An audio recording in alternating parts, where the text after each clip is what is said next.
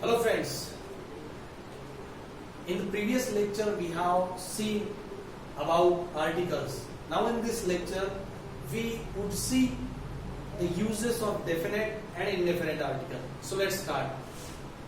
हमने पिछले लेक्चर्स में देखा था कि हमारे पास दो चीजें हैं. अगर हम आर्टिकल्स की बात करें तो हमारे पास दो तरीके के आर्टिकल्स हैं. एक है डेफिनेट आर्टिकल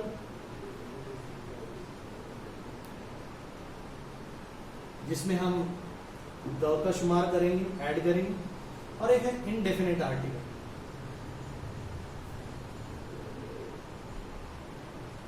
जिसमें हम ए और एन शामिल करेंगे. आपको पिछले लेक्चर्स में हमने इस पे बहुत सारा डिस्कस किया. अब हमें इसके आगे बढ़ना है और इसके यूजेस देखना है. अब हम पहले देखेंगे हम इनडेफिनेट आर्टिकल्स के यूजेस.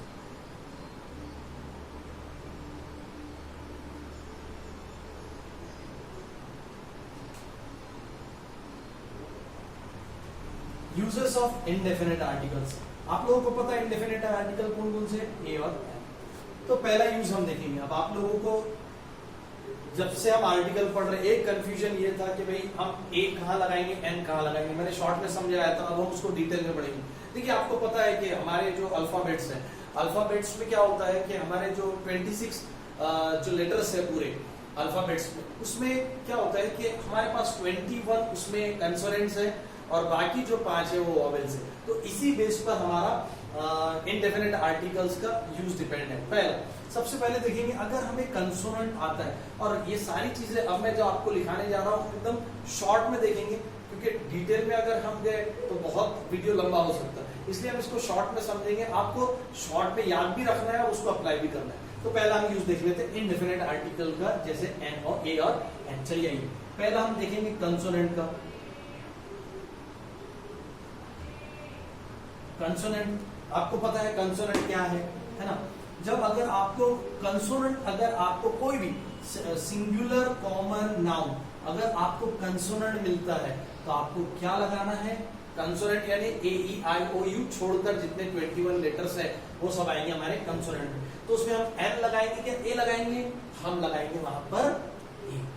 ठीक है, जिसको हम अ बोलेंगे. ठीक है,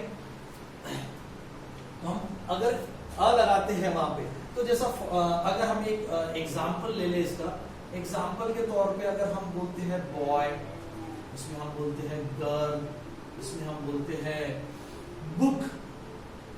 ये सारी चीजों में क्या होता है कि ये सारी चीजें, चाहे आप बी ले लो चाहे जी ले लो, या यहाँ पे फिर अगर मैं बुक की जगह यहाँ पे टेबल ले लेते हैं तो टी ले लो, जी ले लो या बी ले लो. ये सारी चीजें क्या है, ये सारी चीजें है कंसोनेंट. कंसोनेंट का हमारा क्या बताया मैंने, अगर कंसोनेंट आपको मिलता है सिंगुलर कॉमन नाउन की शुरुआत का लेटर, तो हम क्या लगाएंगे वहां पे ए. तो यहाँ पे हम क्या लगाएंगे, अ बॉय, अ गर्ल या अ टेबल. तो ये बहुत ही सिंपल एक यूज है इसका. जहां पर भी कोई भी वर्ड के शुरुआत में यदि आपको कंसोनेंट लेटर मिलता है उच्चारण, तो आप क्या लगाएंगे वहां पे, अ लगाएंगे. जैसा कि यहाँ पे अ बॉय है, अ गर्ल्स है, अ टेबल है. आप बहुत सारे एग्जांपल दे सकते हैं. तो उस तरीके से आपको करना है. ठीक है, दूसरा इसका इस्तेमाल क्या है कि अगर आपको कंसोनेंट की जगह अब वॉवेल मिलता है, वॉवेल्स आपको मिलते हैं स्टार्ट में, कौन सी स्टार्ट में, सिंगुलर कॉमन नाउन. ये जो शब्द, ये जो वर्ड आपको मिलेगा उसके पहले लेटर में अगर आपको वॉवेल का आवाज सुनाई दे रहा है, क्या बोला मैंने, आपको कोई भी शब्द में, कोई भी सिंगुलर कॉमन नाउन के पहले लेटर में अगर आपको वॉवेल का आवाज सुनाई दे रहा है तो आप वहां पर ए नहीं लगाएंगे, अब आप वहां पर लगाएंगे एन. कैसा लगाएंगे, फॉर एग्जाम्पल हम एग्जाम्पल देख लेते हैं इसके. एग्जाम्पल में अगर मैं लेता हूं यहाँ पर ऑरेंज, मैं यहाँ पे लेता हूं एंड, यहाँ पे मैं लेता हूं एलिफेंट. तो दोस्तों यहाँ पे जो सारे शब्द मैंने लिया हूं वो सिंगुलर कॉमन नाउन तो है, पर उसके पहले लेटर में आपको क्या दिख रहा है, वॉवेल दिख रहा है, स्वर का आवाज आ रहा है आपको. जैसा ऑरेंज तो ओ का आवाज आ रहा है, एंड तो ए का आवाज आ रहा है, एलिफेंट तो यहाँ पे ई का आवाज आ रहा है. तो सारी चीजों में हम यहाँ पर क्या लगाएंगे, क्या लगाएंगे, एन। क्या लगाएंगे यहाँ पे, एन।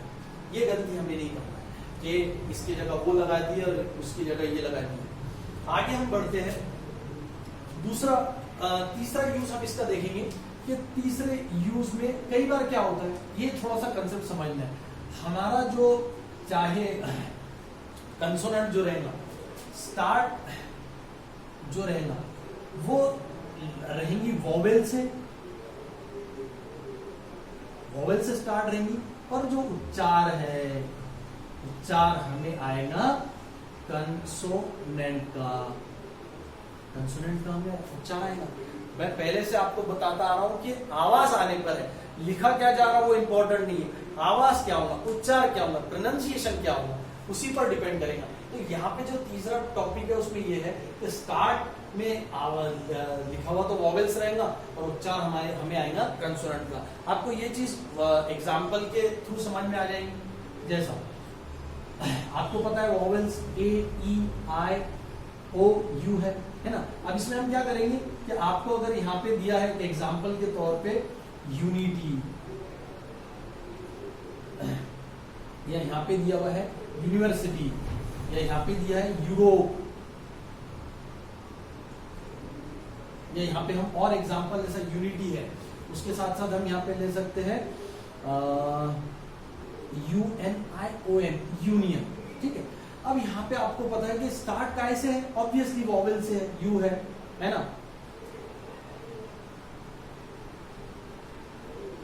यहाँ पे और एक एग्जांपल ले लिया मैंने, यूरोपियन। अब देखिए आप समझने की कोशिश कीजिए कि स्टार्ट में क्या है, यू है, ई है, इसका मतलब वॉवेल्स है, पर आवाज देखो क्या आ रहा है, यूनिटी। जब आप यूनिटी बोलते हो, यूनिटी, यूनियन, यूरोपियन, तो आपको यहाँ पे वाई का आवाज आ रहा है। काय का आवाज आ रहा है, वाई का। और वाई क्या है, कंसोनेंट है, इसलिए हमने यहाँ पे वॉवेल की चीजें, अब यहाँ पे वैसे तो लगाना चाहिए था हमने an unity, an union, an European, पर नहीं, ये गलत हो जाएगा क्योंकि आवाज किस चीज का आ रहा है हमें, कंसोनेंट का। तो हमारा ये रूल के हिसाब से कंसोनेंट का आवाज आता है तो हम लगाते हैं ए, तो यहाँ पे हम लगाएंगे अ unity, a union, a European. ठीक है, अगला देखते हैं हम चौथा। अब इसका ही हमें रिवर्स करना है। अगर स्टार्ट में आपको अगर स्टार्ट में लिखा हुआ कंसोनेंट है, कंसोनेंट आ रहा है, पर उच्चार जिसको हम प्रोनाउंसिएशन बोलेंगे, अगर उच्चार आपको वॉवेल्स का आ रहा है, अगर वॉवेल्स का अगर उच्चार हो रहा है तो वॉवेल्स बोले तो ए, ई, आई, ओ, यू में से किसी एक का अगर आपको उच्चार आ रहा है तो अब आप क्या लगाएंगे वो देख लें। एग्जाम्पल के तौर पे हम समझेंगे इसमें, है ना। अगर हम लिखते हैं आर, HOUR, और, है ना, और हम यहाँ पे लिखते हैं, या MA, कोई MA होता है, डिग्री होती है ना, आपको पता है। तो यहाँ पे और में शुरुआत में तो हमें दिख रहा है कि कंसोनेंट है, क्या है, कंसोनेंट है, आवाज लिखा हुआ क्या है, कंसोनेंट है, H कंसोनेंट, M कंसोनेंट, पर इसमें उच्चार किसका देख लेते, हम इसको हावर नहीं पढ़ते, इसको हम पढ़ते आवर, है ना, 1 आवर, 2 आवर, 3 आवर बोलते हैं, बराबर है। उसके बाद MA, है ना, तो यहाँ पे भले ही H से शुरुआत हो रही कंसोनेंट से, पर उच्चार आ रहा और O से, इसलिए हम यहाँ पर A लगाते हुए, लगाना तो H की वजह से A चाहिए, बट हम यहाँ पे A नहीं लगाते हुए क्या लगाएंगे, NR, क्योंकि आवाज O से आ रहा है। उसके बाद MA, M, है ना, तो इसमें भी उच्चार जो है वो किसका है, वॉवेल का है ना। वॉवेल का उच्चार की वजह से यहाँ पर हम क्या लगाएंगे, MA, MA नहीं है। ठीक है, उसके बाद अगला टॉपिक, अगला पॉइंट, सॉरी, अगले पॉइंट पे हम क्या देंगे। अगला पॉइंट ये है कि भाई एडजेक्टिव, है ना, अगर कहीं पे एडजेक्टिव आता है तो हमें एडजेक्टिव के हिसाब से क्या करना है, एडजेक्टिव के हिसाब से हमें ए और एन लगाना है, ना कि वर्ड के हिसाब से। वर्ड के हिसाब से हमें नहीं लगाना है। कैसे, देखो इसमें क्या होता, अगर मैं एग्जांपल लूं आपके लिए, मैन लिया मैंने, है ना, मैन लिया, तो मैन क्या है, अब इसमें क्या लगाएंगे हम, आवाज का आएगा, मैन में आवाज भी हुई है, लिखा हुआ भी हुई है, कंसोनेंट है, कंसोनेंट के लिए हम क्या लगाते हैं यहाँ पे अ, तो यहाँ पे आ जाएगा अ मैन। पर अगर मैं इसको एक एडजेक्टिव दे दूं, honest, HONEST, honest, honest man, है ना, तो अब हम ऑनेस्ट की जगह क्या करेंगे, ऑनेस्ट की जगह हम यहाँ पे कर देंगे एन ऑनेस्ट मैन, है ना, क्योंकि हम ये ओ की वजह से ऑनेस्ट लिख रहे हैं, एन ऑनेस्ट मैन। एक एग्जांपल और इसका ले लेते हैं, हम यहाँ पे लिए एंड, तो एंड के लिए हम यहाँ पर ए होने की वजह से क्या लेंगे, एन एंड, और अब हम इधर क्या कर देंगे, ब्लैक एंड कर दिए, तो BLAC के ब्लैक एंड क्या हो जाएगा, ये ब्लैक अ ब्लैक एंड, क्योंकि बी की वजह से अब हमें यहाँ पे ये लेना पड़ रहा है। तो आया समझ में? अब आगे का हम देख लेते हैं। उसके बाद एक यहाँ पे जगह बाकी हमारे पास, तो हम यहाँ पे ले लेंगे एक कलेक्शन, COLLECTI। अगर कोई पे हमें कलेक्शन लिखता है तो उसके लिए भी हम इसका इस्तेमाल कर सकते हैं। कैसा, आपको बता दूं मैं, एक एग्जांपल के तौर पे हम इसको समझ लेते। A cow is a useful animal.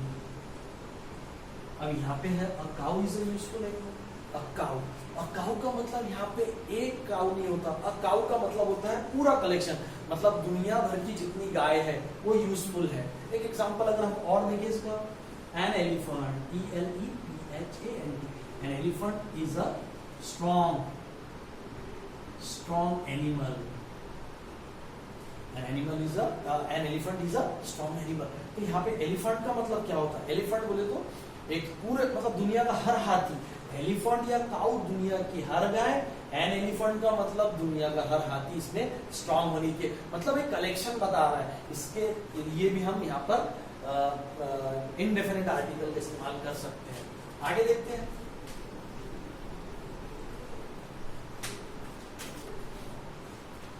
आगे हमारा अगर देखिए, अगर कोई हमें 6 हो गए, 7वां पॉइंट हमारा, अगर कोई व्यवसाय या धंधा अगर आपको बताना हो तो हम उसके लिए धंधा या व्यवसाय बता सकते हैं। जैसे फॉर एग्जांपल अगर यहाँ पे मैं लिखूंगी I am a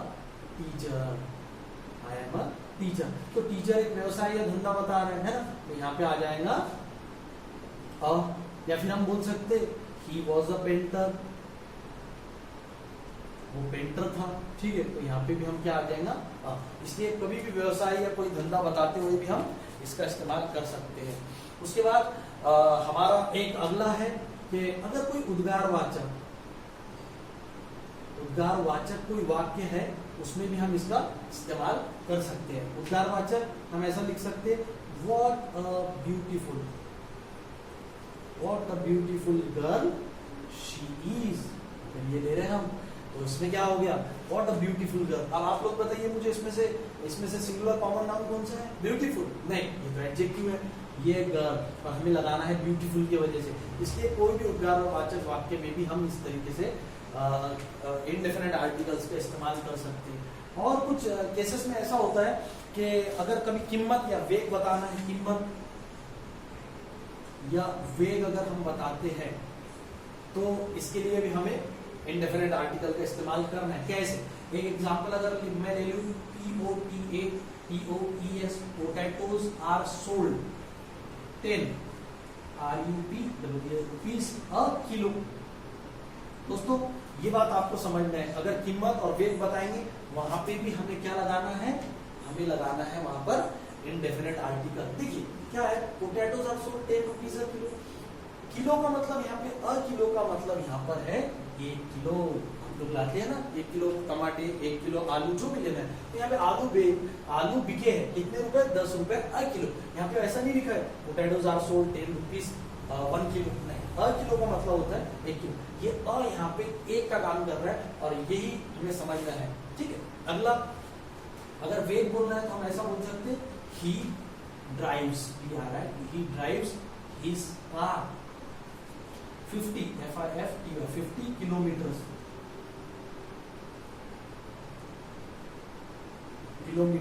he drive his car 50 kilometers an hour। यहाँ पे आपको जैसा ऊपर बताया मैंने, ए यहाँ पे 1 किलो का काम कर रहा है, वैसा एन आवर का काम करेगा यहाँ पे 1 घंटे का, 1 आवर। तो इस चीज में भी इस्तेमाल आएगा। लास्ट एक और पॉइंट है इसमें कि भाई कुछ स्पेशल केस रहते हैं, स्पेशल केस में कुछ सोचने की जरूरत नहीं है, बस ये केसेस आए तो आपको वहां पे डायरेक्टली इसका इस्तेमाल करना है। जैसा हाफ अ लीटर,